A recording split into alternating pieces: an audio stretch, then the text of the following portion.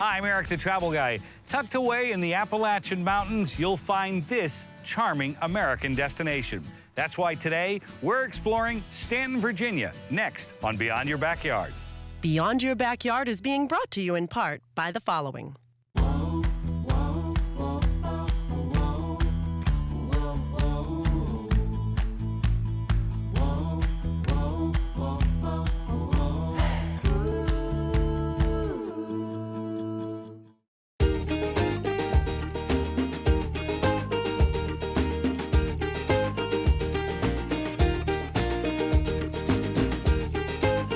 With Phil, there's only one. My name is Erik Hastings. Yeah, that's me. And for as long as I can remember, I've always loved to travel, and I still do today. But you know what I've learned? There's so much more that brings us together than divides us. Which is why I've made it my mission to do the very same things you can do, but to take you beyond the experiences, to uncover the soul of every place we visit. Let me introduce you to the people, the places, and the secrets that remind us how exciting it is to share with one another, to understand one another, and to realize just how connected we really are. I am Erik the Travel Guy, and this is Beyond Your Backyard.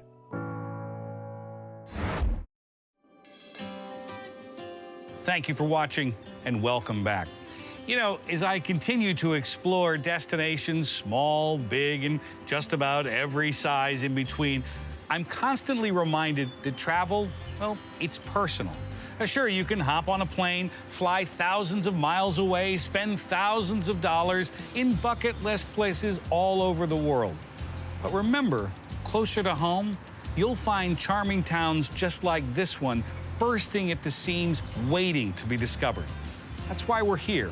We're in Staunton, Virginia. Now hold on, before you look away, give it a chance. I promise you, in the next 25 minutes, you're gonna learn something.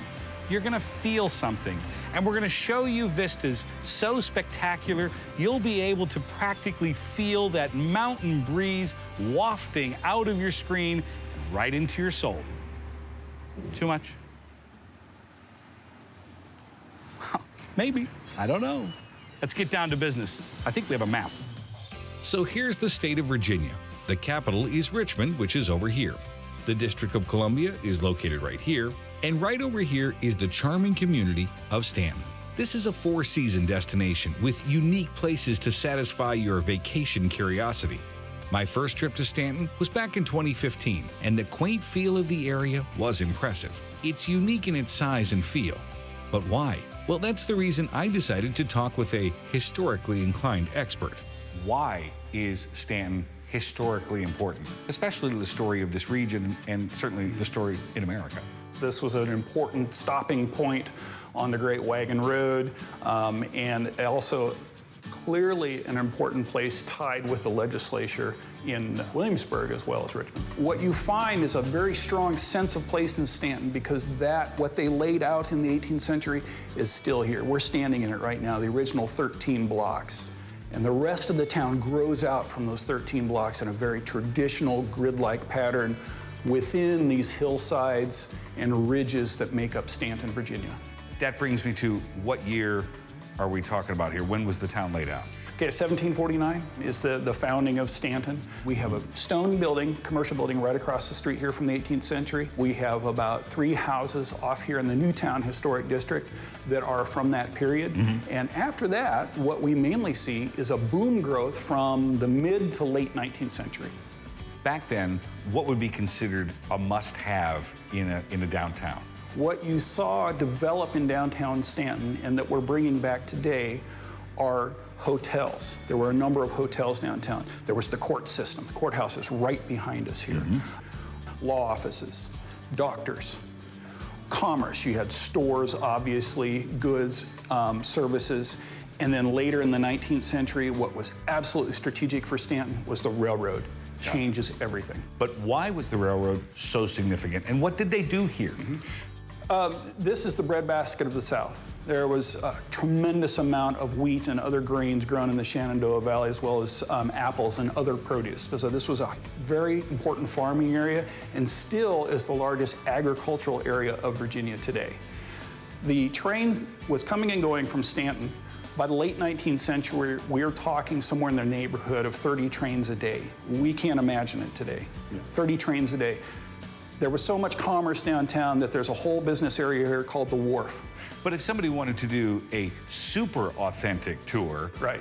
they would arrive by train because that train is going to arrive in the exact same spot that it did 100 years ago or more. Since 1854. Yeah. And so, but it's a later train station built in 1905, but you are landing in Virginia. You are getting off that train in the same place that a Victorian traveler would. What kind of an area are we working with? How big is the downtown? Well, that's one of the unique things about Staunton is we're looking at a compact, small city. And so the downtown, you have unique areas within the downtown, all walkable, as you just said.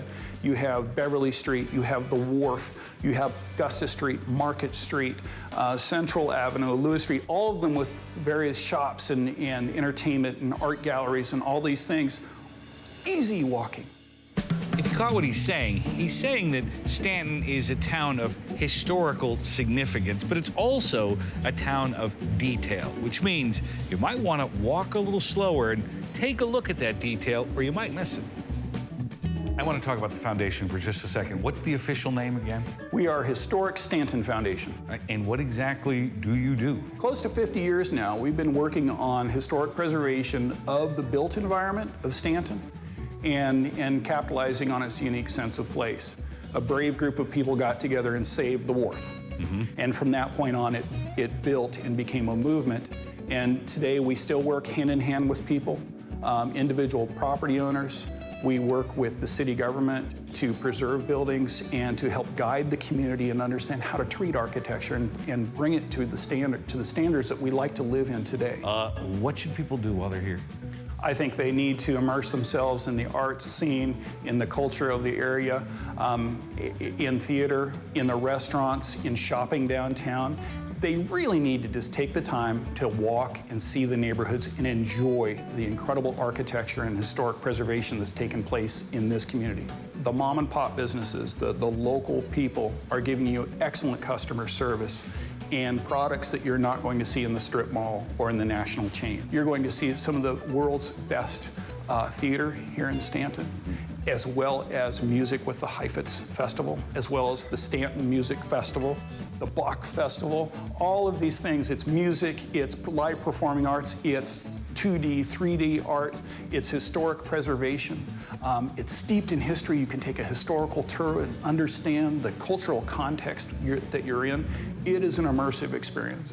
You know, Frank got me thinking about what life was like back in the early days when this part of the country was the Western frontier, which is why I paid a visit to the Frontier Culture Museum of Virginia. This living history museum tells the story of thousands of people who migrated to colonial America and of the life they created for themselves and their descendants. These first pioneers came to America during the 1600s and 1700s from communities in the hinterlands of England, Germany, Ireland, and West Africa. Many were farmers and craftsmen, set in motion by changing conditions in their homelands and drawn to the American colonies by opportunities for a better life.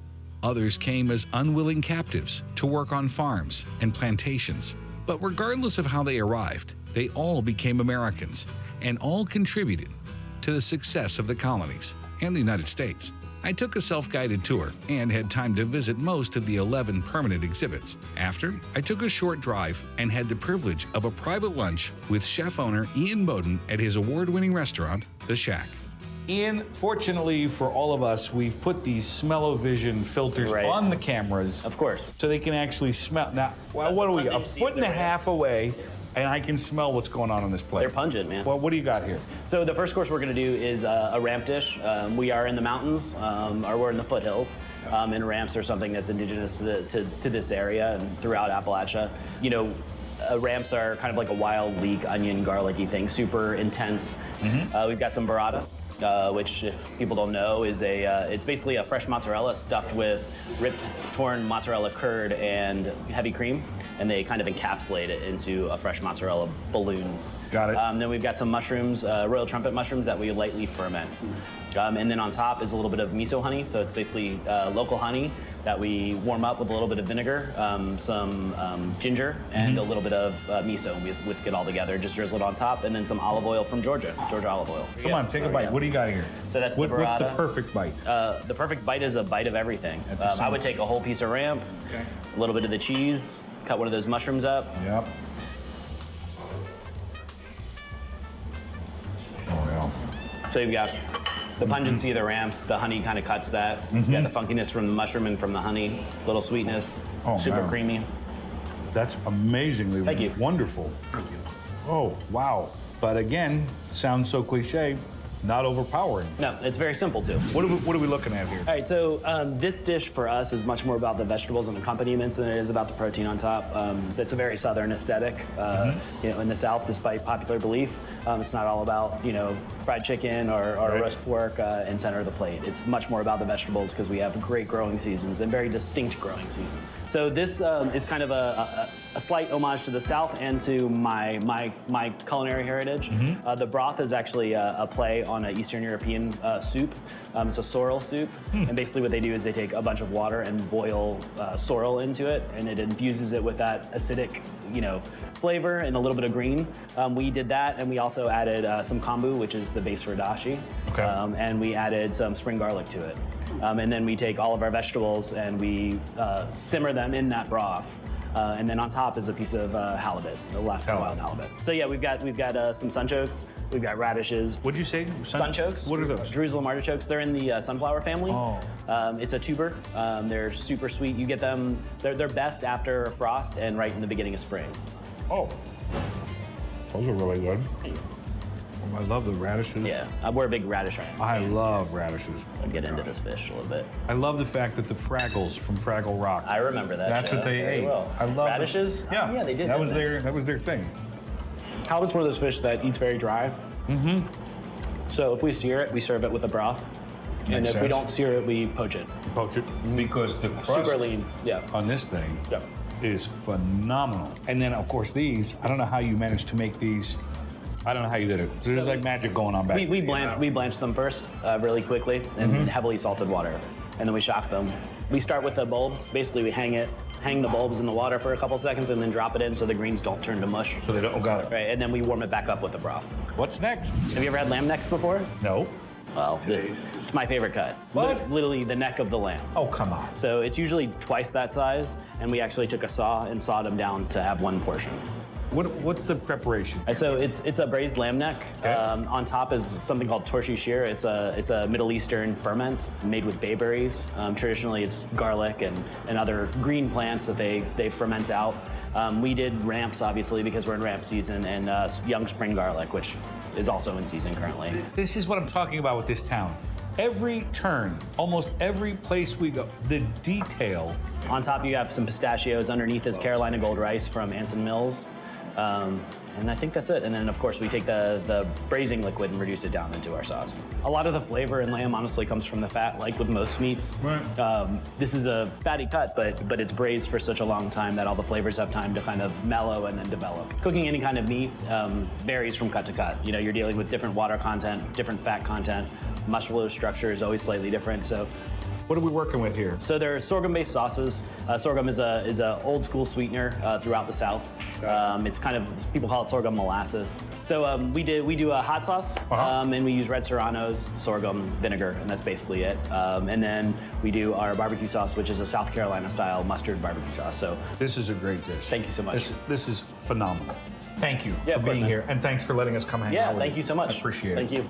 So it was clear to me Ian was and is passionate about his detail-oriented dishes, which explains why this is such a popular place with both the locals and visitors alike. While in town, I also dropped by Chicano Boy for amazing tacos and fresh-made, authentic Mexican food. And I started most days at Kathy's for down-home country goodness. The question is, do you think I can stuff this whole pancake in my mouth? And the answer is yes.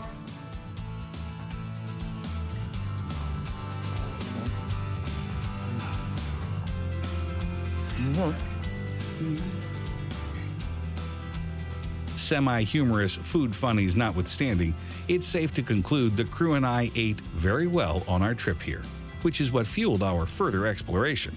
In all my visits to Staunton, I always seem to end up back downtown, and for good reason. But one of the places I absolutely love visiting is the Woodrow Wilson Presidential Library and Museum.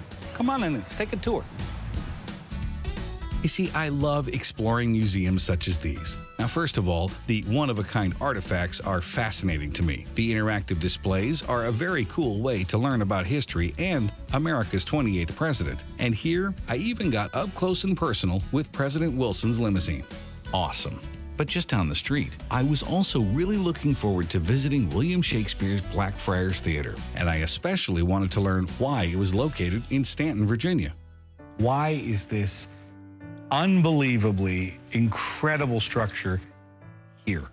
The city is also, as you're seeing, it's an architectural jewel. Yes. And it sort of has a cultural history that's very, very rich. In 1900, there were 2,200 theater seats. And every show that was coming from New York, Philadelphia, Baltimore, Washington, would stop here on their way. Their next stop would be Chicago.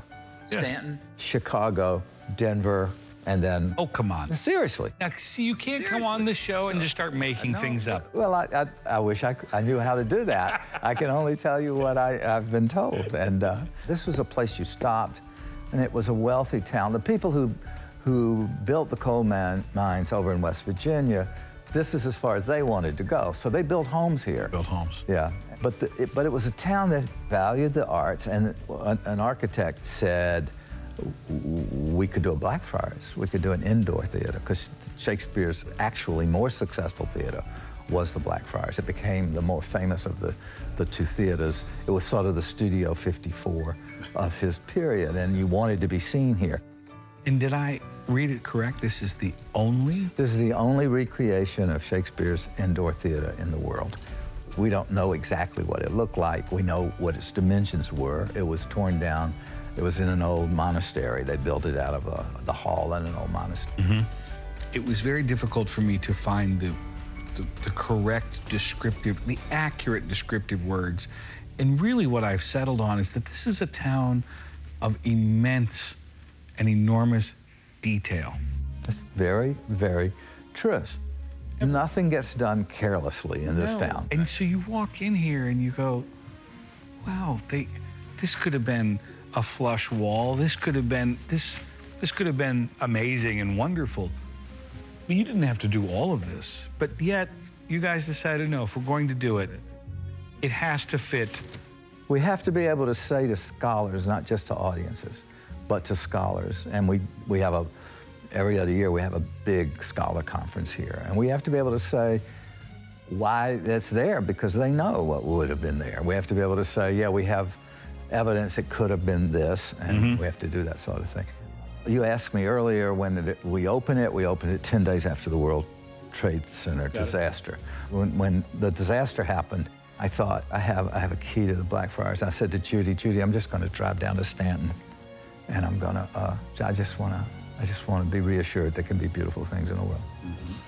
And we came in here, and there were 17 of the builders, people building it, and some with their kids that had just come here for the exact same thing. And what we did on that day, and you're sitting on what we did, we did linseed oil on, we didn't have the seat backs in, we just did linseed oil here.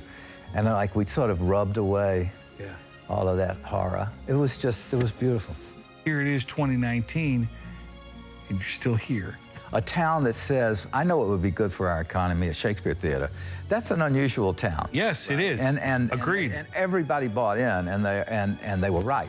You know, it's just a wonderful place. But it's also true that this is a very good economic model, the Shakespeare play, because we don't have to put enormous amounts of money into set. We've already got one, right? We can do a lot of different shows because we don't have to take one down, put another one up, so you can keep people coming. People know they're going to have an experience here that is more than just seeing a play. It's really about a communal make-believe. Together we make a play, you know, and that's just fun. We feel like if Shakespeare walked in here, he would go, who redecorated the Blackfriars? But he'd know where he was. He'd know. You know, we would, but I'll bet you anything that there's no room in the world, no theater in the world that looks as much like the Blackfriars as this one did. I believe in the research we did. I know the dimensions. We do know the dimensions. We know the crowd. We know how large the crowd could be. It was 600 is how many they could get in. And when the fire department gave us permission to, you know, our number was 584. And I thought, that's a kind of endorsement, you know, from the 16th century. How about to the person watching that's never seen a Shakespeare play before? I wrote a book called Shakespeare and How to Cure It. And people come in with Shakespeare, and they're like, you know, again, the SAT test. And I wish they would just come in and realize that Shakespeare's audience, in terms of vocabulary, had the same vocabulary, only less of it than most people who walk in a theater today. Same vocabulary, and had to get people on board to tell stories in exactly the same way. They didn't know all the kings and dukes and things. They had to be told just, you know, it's like when you watch Law and Order. You just know, okay, that guy is the district attorney. I can't remember his name. Right. But everybody feels like they have to know all the names because somebody's going to give them a test. Right. I want them to come in and watch a play like they watch any play. Good to meet you. It's great to meet you. Thank you for this very much. I'm really glad you're here. After our discussion, it was time to take the stage to learn the details of how to make a pretty gruesome special effect. Growing up, you know, we had a pretty cool Halloween situation, but I bought the blood. Sure. I didn't make it. Sure. So today we're gonna make it for the very first time. So what do we got got? Chocolate syrup, we've got cornstarch, we've got oatmeal that has been put into the microwave so it's nice and pasty. We've got corn syrup, soap, and then I've got some cocoa powder here.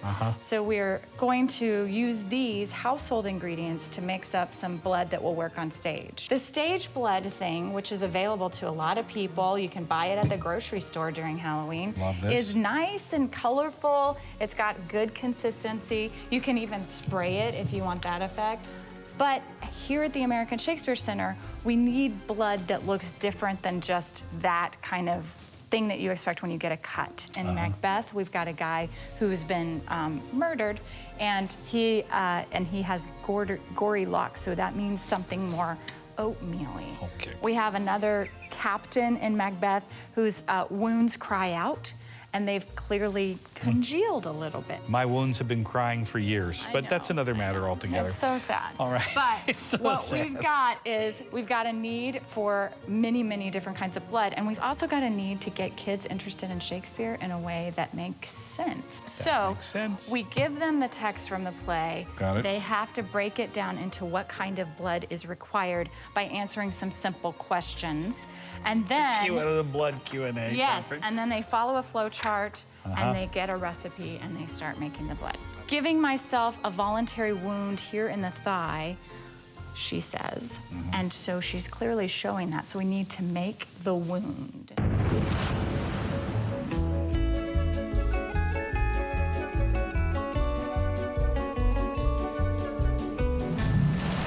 That looks awful. That's pretty awful. Yeah. Don't cut yourself in the thigh. I'm telling you, it's not a good way to tell your husband you love him. No, that looks great. Another one that we have to do, let's just go ahead and do it. This is from Titus Andronicus. Okay. This one is an edible blood because one of the women actually has her tongue cut out, and her uncle says to her, "Oh, you ope your mouth and rivers of blood fall out." All right. Corn syrup. Got it, corn syrup, I'm on it.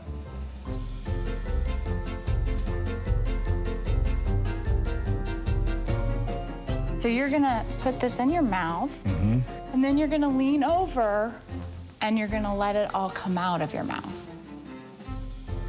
Oh, that's good. That's good. Ugh. How's it taste? Pretty good. I have a feeling I'm gonna taste it all day. That would work for a bloody mouth. That is that, but look at that. Look at how nasty that looks. That's so like the a war color wound really coming did right work off of out. there. Yeah. So we could even put that on your head, and it would look like you were, you know. This is perfect. Look at how all of this works. All of these things are available at the grocery store. So you see, learning a little early American history, all while taking in the sights and sounds, can be educational and fun. In Staunton, Virginia, I'm Erik the Travel Guy. Thank you for exploring beyond your backyard. Oh, here's a little statistic I just made up. 4 out of 5 travel hosts recommend if you want to maximize every day of your vacation, start with a good breakfast. Da, da, da, da, da, da, da. Somebody could shove a marshmallow in my mouth would be helpful. Yeah, that we can really. What do you think? Does this shirt make me look fat, or is it fat? So show off my guns. I've been working out. Yeah, that's good. Then we're going to do the magic of television. But it only works if you use the secret phrase. You ready? Act well your part, for there all honor lies. And see, it's amazing. That's amazing. Here, Kevin, catch. It's the benefits of being a superstar. This must be my room. That's right. Dang it. Just.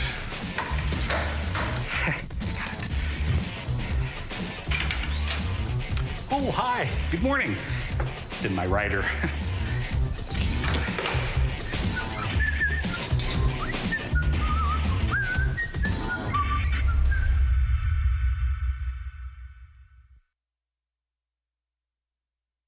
Beyond Your Backyard is being brought to you in part by the following.